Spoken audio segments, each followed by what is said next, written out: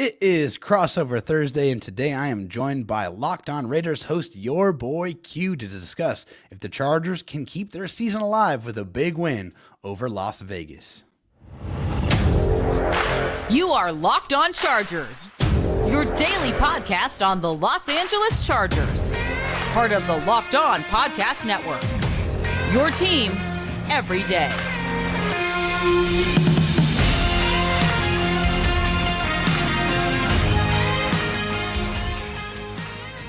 What's going on, everybody? Welcome into Crossover Thursday. It is David Drogemeyer, co-host of Locked On Chargers, joined by the Locked On Raiders host, your boy Q, one of the best hosts on the Locked On Podcast Network here. And we're going to get into this game, man. This is one of the longest storied rivalries in the history of the National Football League. So this is going to be an exciting one. We're going to go over the biggest storylines, the key matchups, and what each team needs to do to win this football game. But first, this Crossover Thursday episode is brought to you by Prize Picks, the easiest and most exciting way to play daily fantasy sports. Go to prizepicks.com/LockedOnNFL and use all lowercase code LockedOnNFL for that first deposit match up to $100. All right, your boy Q, let's get into it, man. Biggest storylines for this one. You're the visitor, so I'll let you kick things off. What's the biggest storyline surrounding the Raiders?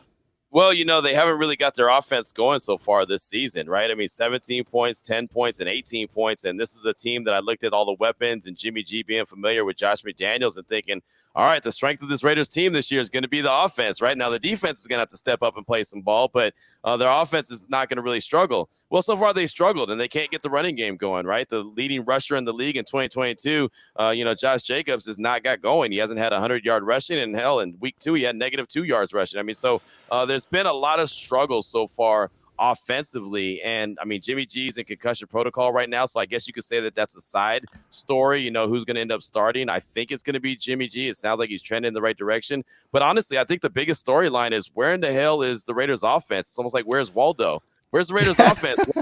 Where's this genius, play calling that we thought we were going to see this year with all the right guys in place for head coach Jase Medical? And it just hasn't been there. It's been the Davante Adams and Jacoby Myers show. And outside of that, it's really a whole lot of nothing. So for me, I think, in the Raiders, it's got to be, where's the offense and can they come alive at some point? And it's strange to say that with all the weapons that they have. But yeah, I think that's probably the biggest storyline for the Silver and Black.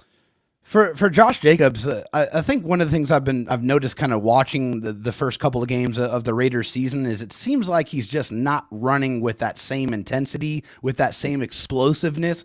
Do you think him missing some time in the offseason with the whole contract situation has kind of, led to this slow start to the season? Yeah, I think there's definitely something to that, right? I think that the offensive line's not playing as physical as they're supposed to. That's something that the great Lincoln Kennedy pointed out to me as well. He was like, Hugh, the offensive line is just not, physicality is not there, right? And so that's just about attitude and want to, and they don't seem like they want to be that physical team, that one that just kind of says, hey, get behind me, I'm going to go ahead and punch this thing in or get that first down. It just doesn't seem like it's there. And I do think some of it has to do with Josh Jacobs not being there in camp, and the timing's not really quite right with the offensive line. There's a new player on that offensive line, and Greg Van Roten taking over at the right guard spot. Illuminor is holding down the right tackle spot, and he was in and out of the lineup last season. So I do think that some of the familiarity and the timing and the physicality is just not there yet.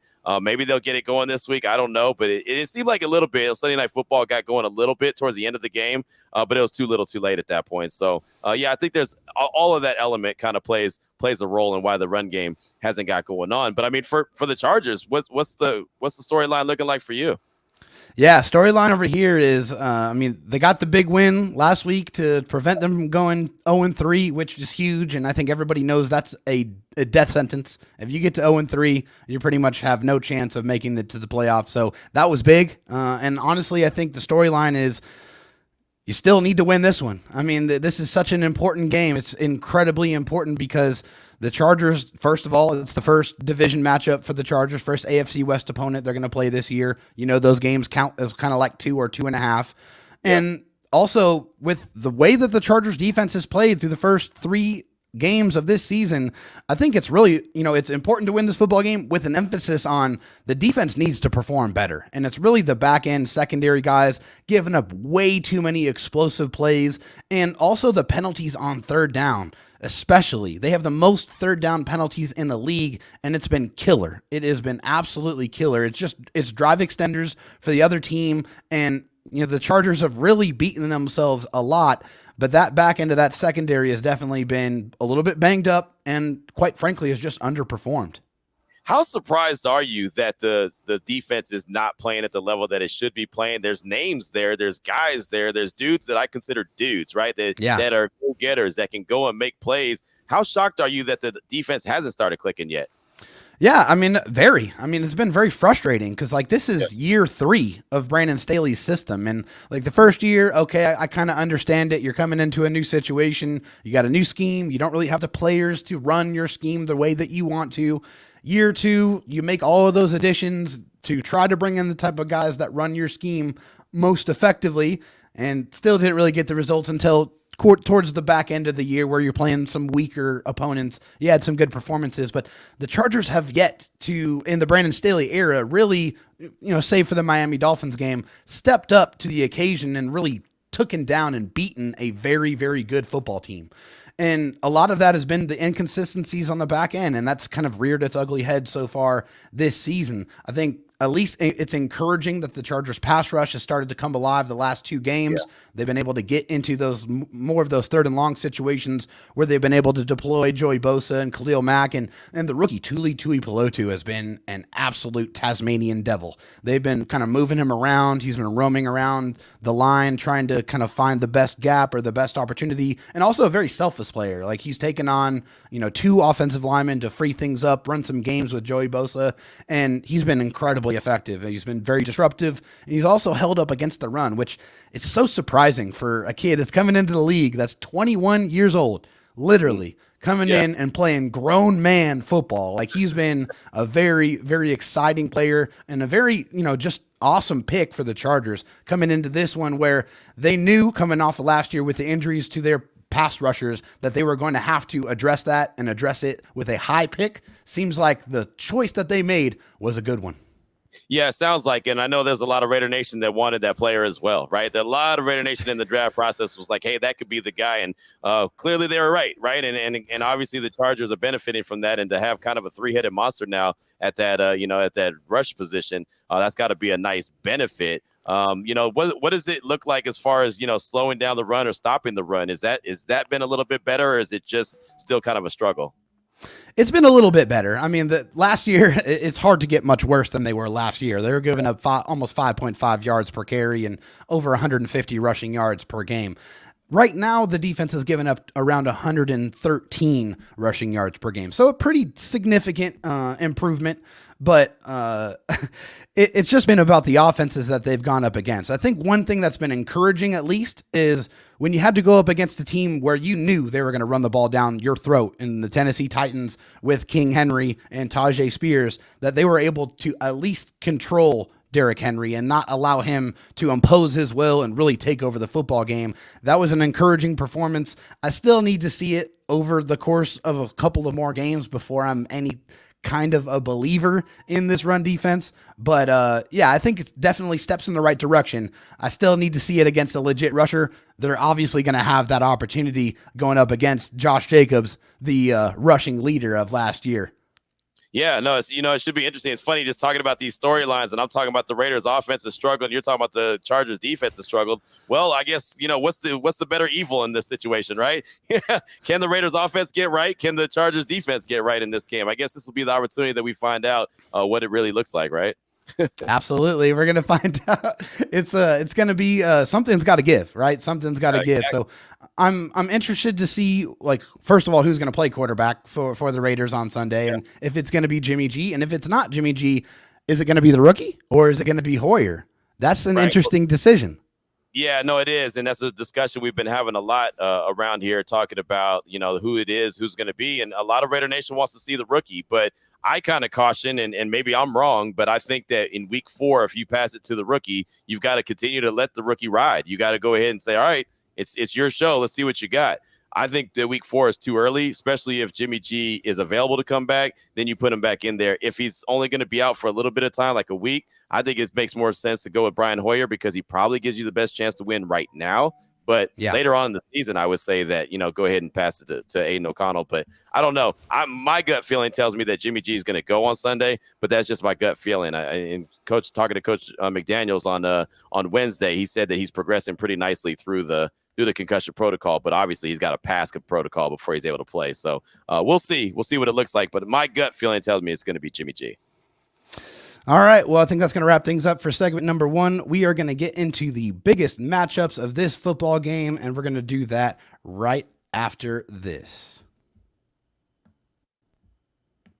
After we tell you about Harry's, and no matter why you shave, Harry's has you covered for the best shave of your life at a price that you're going to love. And they've got the legendary high-quality razors, the skin products like exfoliating face wash and hydrating lotion. Harry's gives you a premium shave without the premium price tag. Get better quality and a better price than other razors when you get Harry's delivered right to your door. The starter set, check this out, a $13 value for just $3 at harrys.com/NFL. It includes a 5-blade German engineered razor, a weighted handle, foaming shave gel, and a travel cover. Scheduled delivery for refills as low as $2, half what you pay for other blades. And Harry's makes the skincare products that are going to give you the best shave ever. They got creams, washes, lotions. They got everything that you need, right? They want you to make sure you're healthy, your skin is healthy, and it stays hydrated. Blades made in their own factory in Germany that stay sharp. Guys who've tried it say their 8th shave is as sharp as their first shave. What you need to do to get your best shave ever this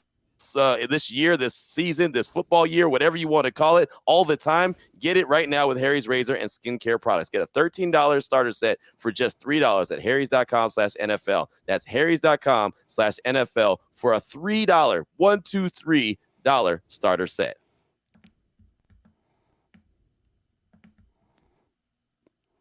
All right, we are back here on Crossover Thursday. Locked On Chargers host David Drogemeyer here with your boy Q, Locked On Raiders host. And Q, it's time to get into the biggest matchups that we are going to see, that we are looking forward to in this football game. A lot of premium players on both sides of the ball here. I think the biggest matchup for me, most important matchup for me, is going to be the rookie Quentin Johnston going up against the Raiders secondary. This is a very, very important matchup for the Chargers because unfortunately they did lose wide receiver Mike Williams to a torn ACL for the entire season. So, and honestly, I think going into this season, Q, we kind of understood that for Quentin Johnston to get his opportunity with the two $20 million wide receivers that you had already in the building, that it was going to have to take some kind of an injury before he got any substantial snaps. Well, he's going to have to come in. He's going to have to make plays right away because I'm sure that nobody in that building missed what Keenan Allen did to the Vikings secondary last week. And there's a giant red target on Keenan Allen's back. So they're going to try to do everything that they can to take him away. And so Quentin Johnston, the Temple product, is going to have to step up and make some plays. Yeah, man, I'm excited for Quentin. I was excited when he went to TCU, excited that they played in the national championship game. I saw him when he was at the Combine, got to hang out with him. I covered him in high school, as you know, there in Temple, Texas. And so I'm excited for him. I'm excited to see what this matchup looks like, and from my understanding and just from what I've been able to see briefly, he hasn't had the greatest start to his NFL career yet, but I know he's a big play guy, right? And I mean, I saw it firsthand up close and personal, so I know he could be a big play maker. So if Mike Williams is not there and Quentin Johnston is put into that task, how do you think that, Kellen Moore uses him? Is it really just still go for the big play, or is it more maybe kind of the small intermediate passes and hope that he gets those yak yards that he's so good at? Yeah, I think that's really where it is. I mean, Q, you studied Quentin. You know what he does with the ball in his hands, right? He forced over 40 missed tackles throughout his college career at TCU, just simply one of the most dangerous receivers in all of college football when he was playing. So I don't think the best use of his talent is just to send him deep and try to go track the football. He can do that. He has that skill set, but he's explosive with the ball in his hands. So you need to manufacture some quick opportunities to get him in space with some blockers, not necessarily a wide receiver screen every time. But the one thing I've noticed just watching Quentin is if you're able to manufacture a runway for him, he can run away from anybody on the field. He has those nice long strides. I think I would like to see more of those opportunities. Get him in space, let him operate, because he really is he's a wide receiver, but he turns into a running back when he's got the ball in his hands. As far as the Raiders are concerned, what is a matchup in this football game that you are paying attention to that you think could have an impact on how this game turns out? Well, honestly, I think this game is won and lost in the trenches. I really do. Always. For the Raiders, I really feel like I've said that the last few weeks, but their offensive line has just not been where it needs to be. And we mentioned earlier in segment number 1 about the lack of physicality from the Raiders offensive line. I want to see if they're up to the challenge. I mean, look, the Chargers defense might not have been playing at the level that it's supposed to, but they've got some pass rushers that Raider Nation's very familiar with, right? There's definitely some pass rushers. That offensive line's got to step up. And not only do they have to slow down the pass rush of the Chargers, they've got to open up some holes for Josh Jacobs. He's got to get rolling. It cannot be a game. Jimmy G, Brian Hoyer, Aiden O'Connell, I don't think any 3 of those dudes are guys that should drop back and throw the ball 45 times around the yard and think that they're going to win a game. They've got to, this offense has got to be balanced. So that offensive line has got a tall task in front of them. They've got to slow down the edge rushers and the pass rushers in general of the Chargers, and they've got to be able to open up some lanes to let Josh Jacobs run the rock, Zamir White run the rock. Whoever wants to run the rock, I don't care. Somebody's got to be able to get things cooking and take a little bit of pressure off of whoever the quarterback is on Sunday. So for me, the biggest matchup, and it's not even close, is going to be the Raiders offensive line and the Chargers defense. Like, that offensive line has got to go out there, feel good about themselves when the game is over, almost feel like they dominated if the Raiders have a chance to win this one. So I know it's a huge point spread in this game. Maybe the offensive line should take that personally and go out there and put their will on the Chargers defensive line if they can do that. Yeah, I mean, the odds makers obviously don't watch AFC West football if they really think that that's going to be the result of this football game. I mean, come on now. The Chargers, close. Raiders, the Broncos, the Chiefs, they know each other so well. They play very close, very physical football games every single time. I mean, it's like going in the backyard and wrestling your brother. You know who he is. You know what he's going to try to do to you.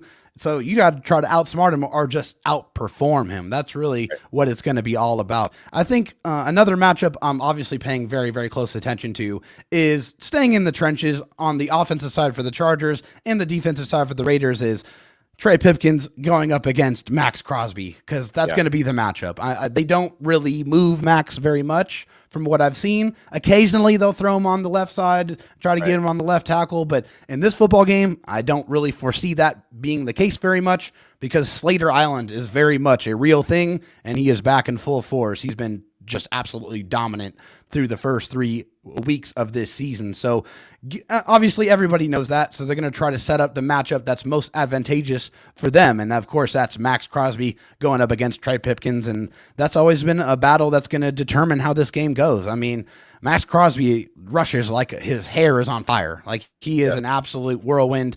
He is a Tasmanian devil like Thule. He's a guy that you got to get in his way. You got to get multiple blockers in front of him. If they do not, he absolutely has the ability to wreck the game. Yeah, he does. And a lot of teams are trying to make sure that 98 doesn't wreck the game, right? And Buffalo, a couple of weeks ago, they made sure that they took him completely out of the game. They did a good job with that. Last week against Pittsburgh, he still was able to get home and get to Kenny Pickett. So he is that guy that plays with his hair on fire. And so that's definitely going to be a really good matchup. And the Raiders defense kind of goes how Max Crosby goes. But, for another matchup for me, I'm just going to look at what you kind of mentioned. You mentioned Quentin Johnson in the secondary. I'm just going to look at the wide receivers for the Chargers and the Raiders secondary, right? I think that's very important. Jacorian Bennett is a 4th-round pick out of Maryland, so he probably will end up getting matched up on Quentin Johnson quite a bit. Marcus Peters is old wily veteran. He may be on Keenan Allen, but the thing is, these corners don't travel. So, I mean, they're going to line up where they line up, right? And so wherever Keenan Allen lines up, if it's in the slot, he'll have Nate Hobbs on him. If it's out there on the right side, Jacorian Bennett will be on him. If he's on the left side, it'll be Peters. I mean, it's I'm on my side, you're on your side. You get that cat, I got this cat. I mean, that's just how it goes. So the Raiders secondary hasn't caused any turnovers yet. They're one of 2 teams in the league that haven't created a turnover. They've had an opportunity in each of the 3 games, but 2 times it got called back because of penalties, and then 1 time Peters put one on the ground. So, I mean, it's just they've had the opportunity. They just haven't come up with it, and that's a big deal too, right? For the Raiders to win this game, they're going to have to come up with a couple turnovers, and I think have a couple short fields for the offense that, again, like I mentioned, haven't really got started. So the secondary against the Chargers' offensive weapons is also another matchup I'm looking for. 100%. I mean, that's interesting that they don't travel because that's one of the Right. things with the Chargers offense is they're going to try to move Keenan Allen around. Like they use motion a lot. They move him from the slot to outside. I mean, they put him at the X, they put him at the Y. They're trying to get him in the most advantageous situation possible. So it's interesting to know that the Raiders corners don't really travel. That's going to be an interesting one to see how Keenan Allen is able to follow up the performance that he was able to have in week 3 against the Vikings.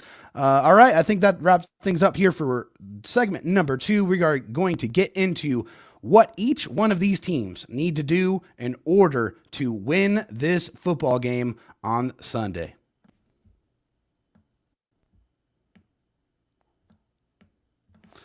All right, but first, I need to tell you guys about Prize Picks. Prize Picks is daily fantasy made easy. Prize Picks is the most fun you've had this football season, giving you a chance to win up to 25 times your money. You just select 2 or more players that pick more or less on their projected stats and place your entry. Testing my skills on Prize Picks is the most fun you'll have and the most exciting way to play daily fantasy sports. You can turn $10 into $250 with just a few taps. My favorite part about Prize Picks is unlike other daily fantasy sites I've used in the past, Prize Picks is just me versus the projections, and I can pick the matchups that I like the most for any given game. This week, you could go with Justin Herbert throwing more or less than 284.5 passing yards after his first 400-yard performance, or the Raiders, you can go with Josh Jacobs with more or less than half a touchdown or half a receiving touchdown. Go to prizepicks.com/LockedOnNFL and use code LockedOnNFL for a first deposit match up to $100. That's prizepicks.com/LockedOnNFL with the promo code LockedOnNFL for that deposit match up to $100. Prize Picks, daily fantasy made easy. All right, guys, we are back here on Crossover Thursday, talking some Chargers, talking some Raiders, AFC West matchups here. And Q, we're rolling on, going on towards the end of this one. So It's time to talk about what each one of these teams need to do to win this football game on Sunday. Both 1 and 2 teams, both very desperate for a win. The Chargers going into their bye week. They need this one. This one is crucial. I mean, I think both of the teams here need to get this victory. How big would that be, though? As you mentioned, the Chargers going into their bye in week 5, if they were to get that victory, have a 2-game winning streak, and then head into their bye, how big would that be for not only the confidence, but also to be able to go and get healthy and get ready for the second stretch of the season? Oh, it's absolutely massive. And I think it's most important for the head coach, Brandon Staley, because right now, the pitchforks and the lighted torches, they are definitely out. The Charger fans are tired of Brandon Staley, and it's really just the defense. I think procedurally, for the most part, I think he makes good decisions. His clock management is good. He's aggressive, which, you're going to live and die by that aggression. But that defense, which, he was touted as a defensive savant, a defensive guru, if you will, his defense has not performed up to that standard or anywhere close to that. So if anybody needs this victory, it's Brandon Staley more than anybody else. But yeah, I mean, this is this win here for both teams has the opportunity to allow them to kind of get back to ground zero, to be able to reset and then to really be able to go out there and challenge the rest of your season. Yeah, no doubt. And, for the Raiders, if they were to pick up a victory in this one, it'd be their second one in the AFC West. They won week 1 against Denver. So if they were to pick up a victory on Sunday against the Chargers, they're feeling good. They've got 2 AFC victories and 2 AFC West victories. Now, does that mean that means they're going to run away with the victory? No, I mean, but it says that they stay pace, right? They're staying pace with the rest of the division, which is all that you could ask for through 4 weeks. So, yeah, I think for this game and for these 2 teams, this is a huge game, one way or the other. And somebody's going to come out on the right side of things, and someone else is going to be licking their wounds and wondering what the hell happened. That's right. That's right. Well, for the Chargers, what the Chargers need to do to win this game is they need to force this game to turn messy. They need to get into Jimmy G's face, or whoever is going to be playing quarterback. They need to make sure that pace that they've set, getting 9 sacks in the last 2 games and getting all kinds of pressure, especially on third down, they need to make sure that trend continues. Also, the Raiders, unfortunately, they've had a propensity to turn the football over, whether it's fumbles, whether it's interceptions. When, Jimmy G's in that situation where he's got pressure in his face, he kind of throws it up. So the Chargers absolutely have to be in a position to capitalize on those turnovers and turn them into points, and not just not just points, but touchdowns. You have to make that hurt. I think that's what the Chargers need to do to make sure that they are able to come out of this week with a win. What about the Raiders? What do the Raiders have to do to win this game? Well, I'll tell you real quick before I even tell you what the Raiders have to do. Those 2 points that you just brought up, getting sacks, getting in Jimmy G's face, and creating turnovers as well, is what has happened so far this season, right? Yeah. Last week, Sunday night, he got sacked 4 times. He had gone the first 2 games without getting a sack. But last Sunday night, man, 4 sacks. The Steelers were all over him, and they came away with 3 interceptions. Now he leads the league in interception with 6. So, and the Raiders have 7 turnovers because they put 1 on the ground as far as a fumble as well. So those are great points right there. Great recipe. And well, unfortunately for the Raiders, that's something that they've had a tendency to do as of so far in the season. So that's really playing right into the Chargers' hands for what they want to do. Now, on the flip side, for the Raiders, what they need to do if they're going to get this victory is they've got to be as balanced as possible. They can't turn the ball over, right? They just can't. But they've got to be balanced, man. They've got to be able to feed Davante, feed Jacoby, get Hunter involved. I mean, he's a really good player who hasn't got involved yet this season. But they've got to be able to run the rock, man. They've got to be able to run the rock. If you can't run the rock, those guys that want to get after the quarterback are going to pin their ears back. They're going to be slobbering. It's going to be all drool going down their chins and everything. Khalil Mack is going to be ready to eat. Bosa's going to be ready to eat. I mean, everyone's going to say, okay, let's go. You're one-dimensional. If you're a one-dimensional team, you're not going to get it done. So, man, they've got to protect the ball. They've got to have a balanced offense. I mean, as far as I'm concerned, I'd like to see them come up with some turnovers, but I would take just being balanced and being able to protect the ball. If they do those 2 things, well, let the chips fall where they may, right? But after that Sunday night game, all those turnovers and getting Jimmy G killed, and he's obviously in concussion protocol right now, they've just got to start with the basics. And I think the basics would be controlling the ball, holding on to the ball, as far as, not turning it over. And then also just having a balanced offense, passing the rock and being able to run the rock.